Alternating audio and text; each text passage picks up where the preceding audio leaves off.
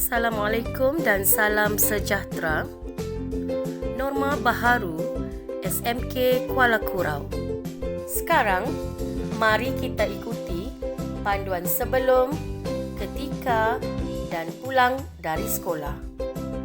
Pertama, sebelum ke sekolah, ibu bapa atau penjaga dinasihatkan untuk memeriksa simptom COVID-19 pada anak-anak.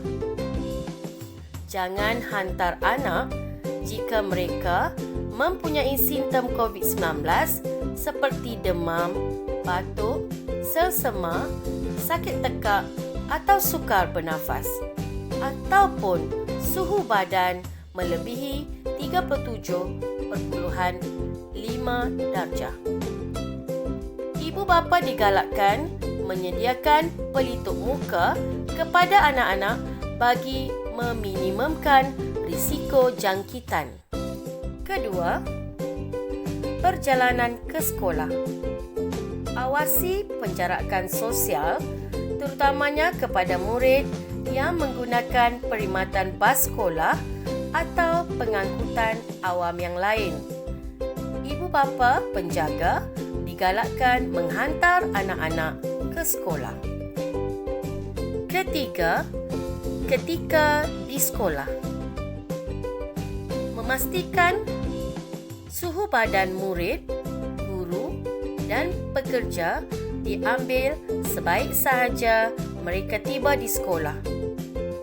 Jika suhu melebihi 37.5 darjah Celsius, murid itu akan diletakkan di bilik isolasi.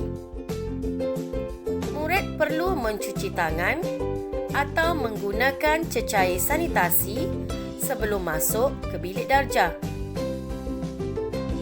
Memastikan semua warga sekolah patuh pada pelan laluan pergerakan terarah atau sehala. Keempat, ketika di dalam kelas.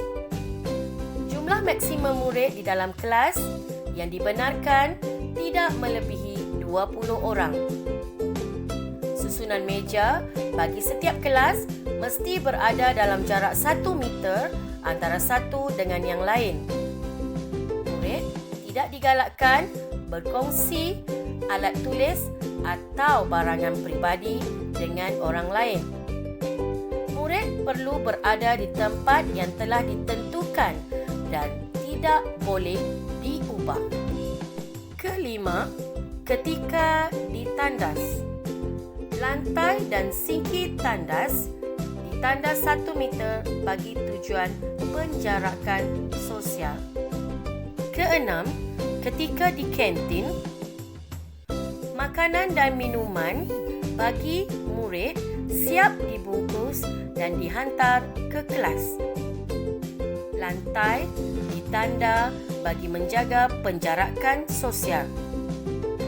Makan dan minum di dalam kelas masing-masing.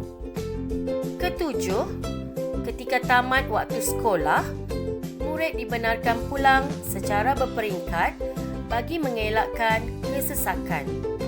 Patuhi tanda tunjuk arah yang telah disediakan. Sentiasa amalkan penjarakan sosial. Dan yang ke-8, selepas waktu sekolah. Murid dinasihatkan untuk terus pulang ke rumah masing-masing tanpa menyinggah di mana-mana tempat. Ayo putuskan rangkaian COVID-19. Sekurau Awesome.